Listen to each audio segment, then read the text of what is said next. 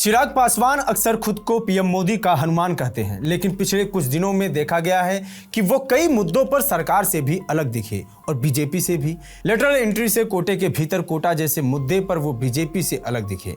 अब पटना के SK memorial hall में पार्टी के SC/ST प्रकोष्ठ की ओर से आयोजित कार्यक्रम में चिराग पासवान ने कहा कि चाहे किसी भी संगठन में रहूं, किसी भी मंत्री पद पर रहूं, जिस दिन मुझे लगेगा कि संविधान और आरक्षण के साथ खिलवाड़ हो रहा है, उसी वक्त मंत्री पद को लात मार दूंगा।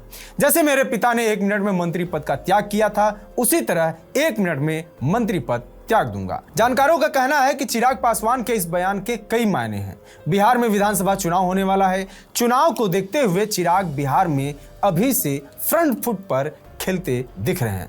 पिछले कुछ दिनों में उन्होंने नीतीश कुमार के प्रति भी नरमी दिखाई है। हालांकि लगातार बीजेपी के खिलाफ जाना चिराग के लिए मुसीबत भी हो सकता है, लेकिन ऐसा लगता है कि चिराग उस मुसीबत को उठाने को तैयार हैं।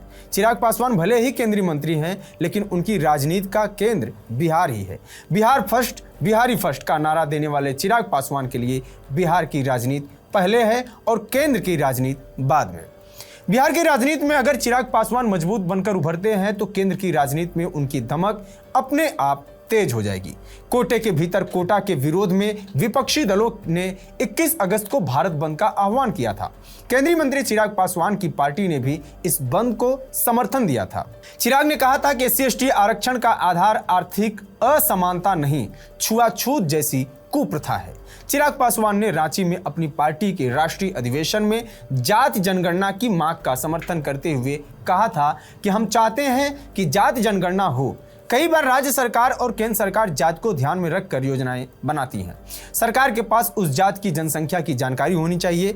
इसके अलावा चिराग पासवान की पार्टी ने वक्फ बिल को लेकर मुस्लिमों के मन में दुविधा होने की बात कही थी। चिराग पासवान आगामी बिहार विधानसभा चुनाव में 40 सीटों पर दावेदारी ठोक सकते हैं। पिछले विधानसभा चुनाव में उनको सीटें भले न मिली हों, लेकिन उन्होंने दिखा दिया था कि बिना सीट जीते भी वो बड़ा खेल कर सकते हैं। दूसरी तरफ हाल ही में अमित शाह से पशुपत पारस मिले थे। ये भी चिराग पासवान के लिए असहज करने वाली बात थी, क्योंकि चुनाव में अगर बीजेपी ने पारस को अपना साथी बनाया तो चिराग पासवान की सीटें घटेंगी। राजनीति में कभी कभी ताकत इस बात पर भी निर्भर करती है कि आप कितनी सीट पर चुनाव लड़ रहे हैं।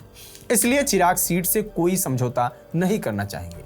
हालांकि उनका मंत्री पद को लात मारने वाली बयान पर बीजेपी ने भी ध्यान दिया होगा। फिलहाल चिराग पासवान को देखकर ऐसा ही लग रहा है कि वो फ्रंट पर ही खेलने वाले हैं। आगे क्या बयान आते हैं और बीजेपी का इस पर क्या बयान आता है, ये देखना होगा। देश दुनिया की तमाम खबरों के लिए बने रहिए TV9 डिजिटल के साथ। नमस्कार।